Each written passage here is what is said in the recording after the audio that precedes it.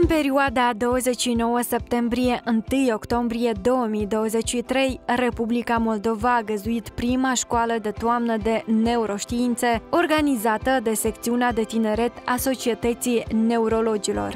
Evenimentul a reunit tineri medici neurologi, rezidenți, doctoranți și specialiști din domenii conexe, cum ar fi neurochirurgia și neuropediatria, pentru a împărtăși cunoștințe și experiențe. Bună ziua, mă numesc Alina Bejenar, sunt medic rezident, anul 3 la specialitatea neurologie, condusă de marele academician, domnul Stanislav Gropa. Deci vreau să afirm că sunt foarte bucuroasă de acest eveniment, deci să fiu în cadrul școlii de neuroștiințe și vreau să spun că este de o importanță primordială pentru noi, deoarece facem un pas mai înainte, pășim cu o treaptă mai sus în neuroștiință. Este foarte utilă pentru noi, care ne va ajuta în activitatea clinică, deci am aflat lucruri noi, lucruri de importanță primordială și aducem mulțumiri organizatorilor. Sper că în viitor școala noastră să ia o amploare cât mai mare, să fim într-un număr de cât mai mulți participanți, ca să descoperim ceva nou și să fim buni specialiști în domeniul medicinei și anume în specialitatea neurologie. Mă numesc Irina Băcu, sunt medic neurolog și suntem aici la prima ediție a școlii de neuroștiințe. Vreau să mă împărtăș cu dumneavoastră cu impresiile mele. A fost un eveniment extraordinar de frumos, unde ne-am împărtășit cunoștințele în diferite domenii ale neuroștiinței. Am vorbit despre cercetări științifice, despre multe alte lucruri interesante. A fost o experiență extraordinar de frumoasă și utilă și pentru noi ca mentori, și pentru cei care ne-au ascultat, și pentru toți participanții.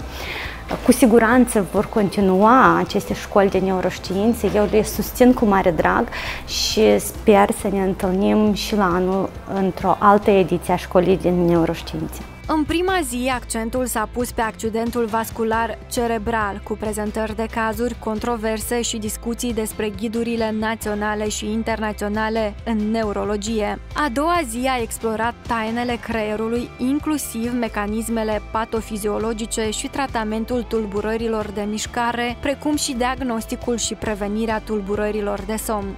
Îmi spune Adrian Pușor, sunt medic neurolog în cadrul Centrului de Somnologie de la Institutul de Neurologie și Neurochirurgie și totodată sunt asistent universitar la Catedra de Fiziologie Omului și Biofizică de la Universitatea de Medicină și Farmacie Nicolae Tistinițanu.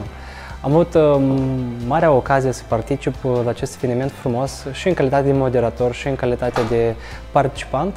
Au fost 3 zile minunate în care am auzit niște mesaje și niște tematici foarte interesante, foarte noi și ne-am împărtășit cu colegii pe diferite teme din neurologie. Sperăm să fie primul și nu ultimul și în viitor să fie cât mai frecvente astfel de evenimente care să crească nivelul medicilor și totodată să crească nivelul de fericire a pacienților care se vor întâlni cu acești medici în viitor. Ultima zi a adus un cadou pentru toți participanții. Cartea Clasificarea Internațională a Tulburărilor Cefalgice, ediția a 3-a, abordând subiectul durerii de cap și modalității de diagnostic corect. În plus, au avut loc discuții cu personalități de marcă din domeniul medical, care au împărtășit experiența lor în echilibrarea vieții profesionale și personale. Mă numesc Rusu Irina, sunt rezident neurologie,